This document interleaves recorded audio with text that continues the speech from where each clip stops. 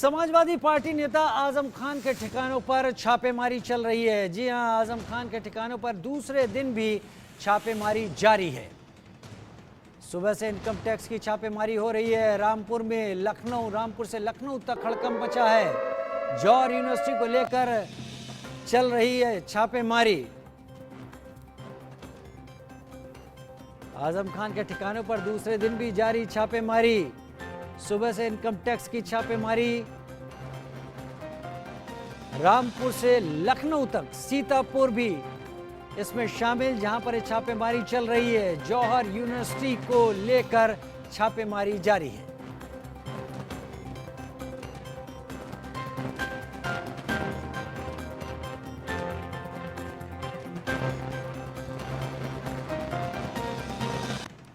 उधर समाजवादी पार्टी नेता रामगोपाल यादव ने आजम खान के ठिकानों पर छापेमारी की कार्रवाई पर बीजेपी पर निशाना साधा।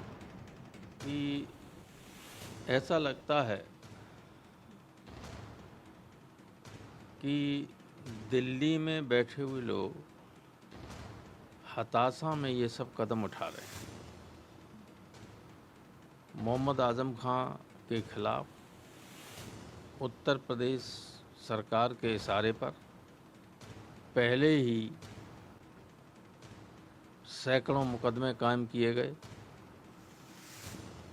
फर्जी मुकदमे कायम किए गए और एक केस में जिसमें उसकी सज़ा हुई थी उसमें स्वयं एफआईआर करने वाले एडीएम ने कोर्ट में ये बयान दिया था कि मुझे कलेक्टर ने ज़बरदस्ती मुकदमा लिखवाया था। जहाँ तक इनकम टैक्स के रेट का सवाल है, मैं नहीं समझता हूँ कि आजम जैसे ईमानदार व्यक्ति के यहाँ इस तरह की कार्रवाई होनी चाहिए। उनके यहाँ अपना कुछ नहीं है, यूनिवर्सिटी का कुछ है तो वो सार्वजनिक है, वो किसी निजी नहीं है। तो ये बहुत ही दुखद बात है और देश की राजनीति में अगर इतने घटिया स्तर पर उतरकर लोग काम करने लगेंगे तो ये समाज के लिए और देश के लिए किसी के लिए अच्छा नहीं। उधर आजम खान के मुद्दे पर राज्यसभा सांसद कपिल सिब्बल ने भी बीजेपी पर हमला बोला है।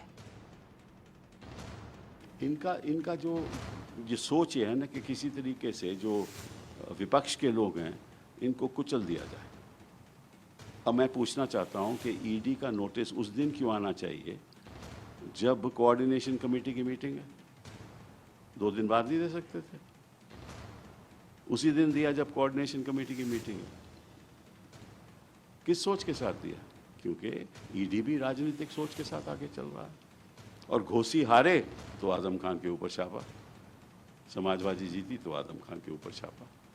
तो ये तो इनका पॉलिटिक्स ही है कि एजेंसीज को के द्वारा आप लोगों को गिरफ्तार करो और फिर भाषण दो और फिर ऐसा भाषण दो जो विवादित भाषण हो और जो बाहर के लोग आए हैं उनको कहो कि देखो हिंदुस्तान कितना डेमोक्रेट है। हम तो अकबर की बात करते हैं, कितना बड़ा डेमोक्रेट था।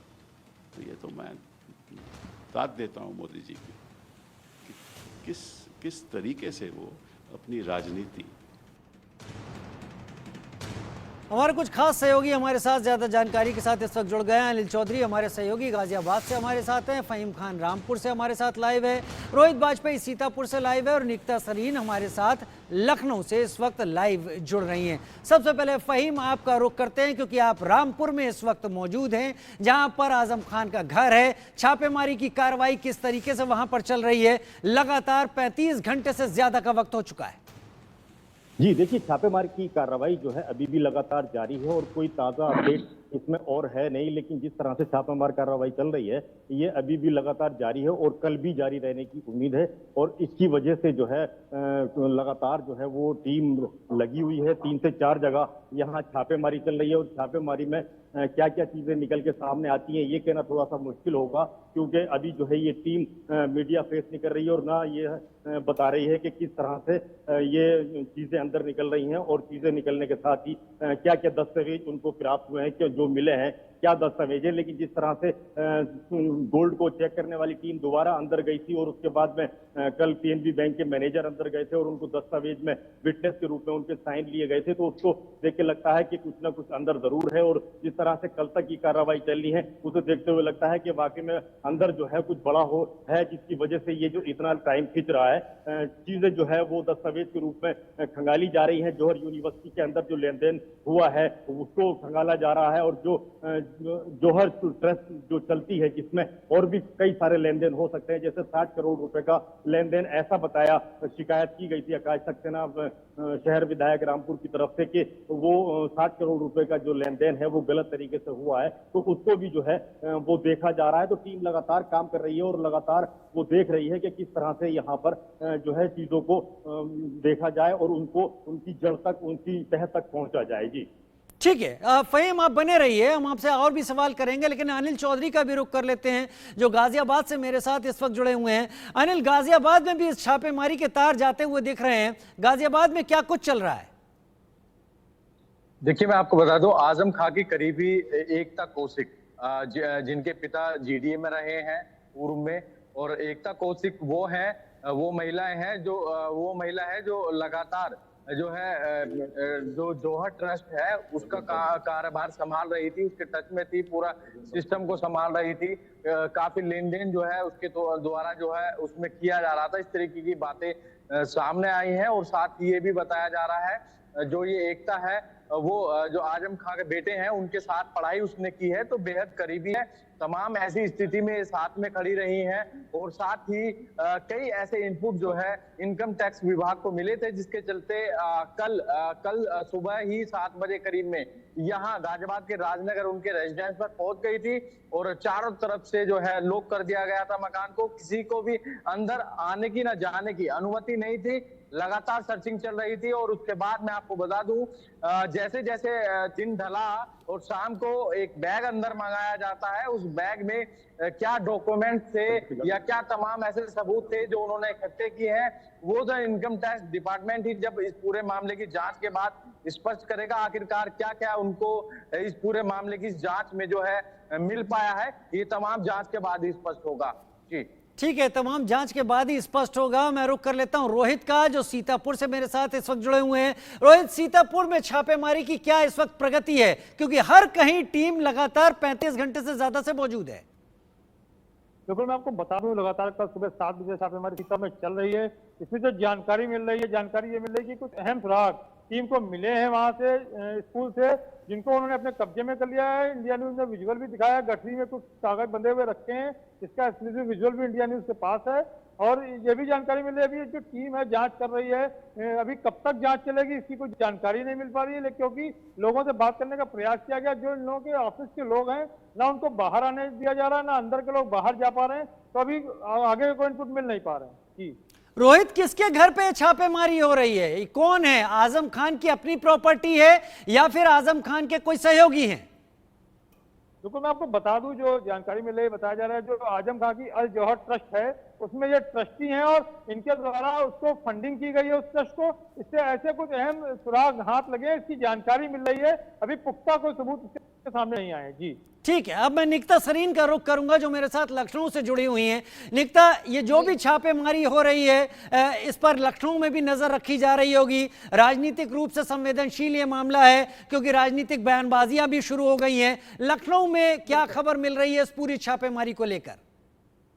निश्चित तौर पर राजीव, समाजवादी पार्टी के जो वरिष्ठ नेता हैं आजम खान, उनके ठिकानों पर आयकर की जो टीम है, विभाग है, उसकी छापेमारी का आज दूसरा दिन है। और ये कार्रवाई मोहम्मद अली जौहर ट्रस्ट में तमाम गड़बड़ियों के जो सबूत हैं उसे जुटाने के लिए की जा रही है। और छापेमारी की जो कार्रवाई है वो बुधवार को शुरू हुई थी, और आईटी विभाग ने टीमों पे रामपुर, मेरठ, गाजियाबाद और लखनऊ के साथ साथ कई जगहों पर जो चोरी के तहत जो कार्रवाई थी वो शुरू की थी। और आजम खान के मोहम्मद अली ट्रस्ट में तमाम गड़बड़ी के जो सबूत हैं उन्हें जुटाने के लिए आयकर विभाग ने ये तलाशी का जो अभियान है वो चलाया है। साथ ही ये भी बताया जा रहा है राजीव की जौहर विश्वविद्यालय के निर्माण में वास्तविक खर्च 2000 करोड़ रुपए था, लेकिन खाते में जो किताबों में खर्च है वो सिर्फ 100 करोड़ रुपए ही दर्ज है। और आज जितने जो दस्तावेज मिल रहे हैं उनके बारे में भी पूछताछ होगी और उसके बाद ही पता चलेगा। और जिस तरीके से आपको बता दूं कि जब आयकर विभाग की टीम आजम खान के घर आई थी तब उनकी वाइफ और अब्दुल्ला आजम वहां मौजूद थे, जिस पर आजम खान यही किया था कि कहा था कि मैं तो फकीर हूं और मेरे पास आपको क्या मिलेगा, मैं यहाँ पर जो चंदा लेकर के विश्वविद्यालय मैंने खड़ा किया है और लोगों के खासकर स्टूडेंट्स के हाथ में कलम देने का मेरा मेन मोटो है।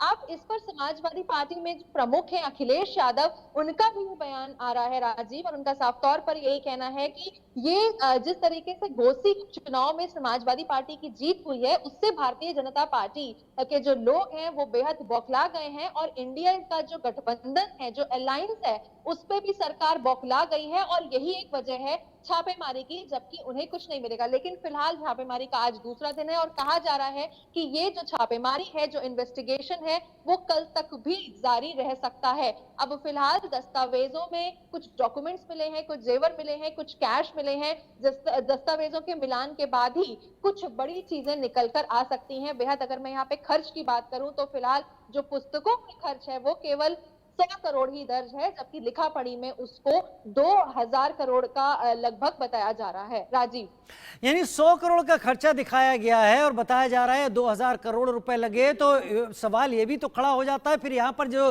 पूछा जाएगा कि 1900 करोड़ रुपए आए कहाँ से, किसने ये 1900 करोड़ रुपए का इंतजाम किया और लगे वो कहाँ कहाँ पर। बहुत सारे सवाल इसमें जरूर होंगे, लेकिन फहीम का ही रुख कर लेते हैं क्योंकि केंद्र वही है रामपुर में। फहीम, कितनी पुलिस फोर्स है जो वहां पर मौजूद है इस छापेमारी के दौरान इनकम टैक्स विभाग की टीम को प्रोटेक्शन देने के लिए?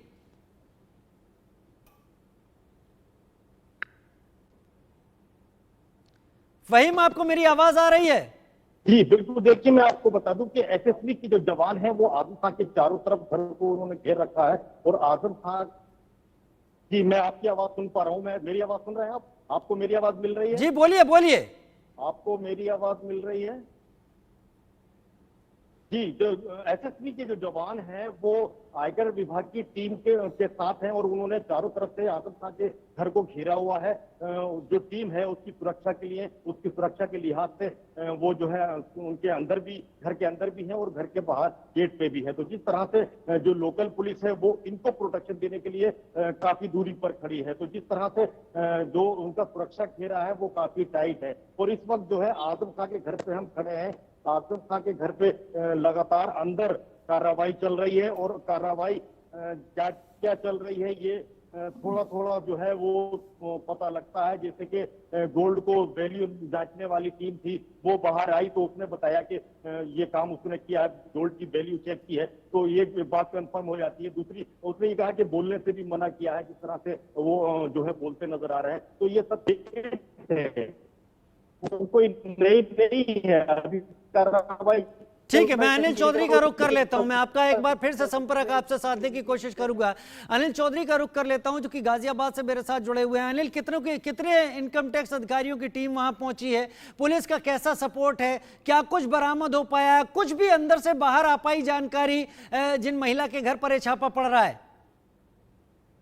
देखिए, मैं आपको बता दूं, एकता कौशिक है जो कि सेक्टर 9 में रहती हैं और वो जौहर जो है ट्रस्ट है उससे जुड़ी हुई हैं। उसके चलते ही ये छापेमारी की गई है और तमाम जो सबूत है वो इकट्ठे किए जा रहे हैं। मैं आपको बता दूं, सुबह 7 बजे ही टीम पहुंच गई थी।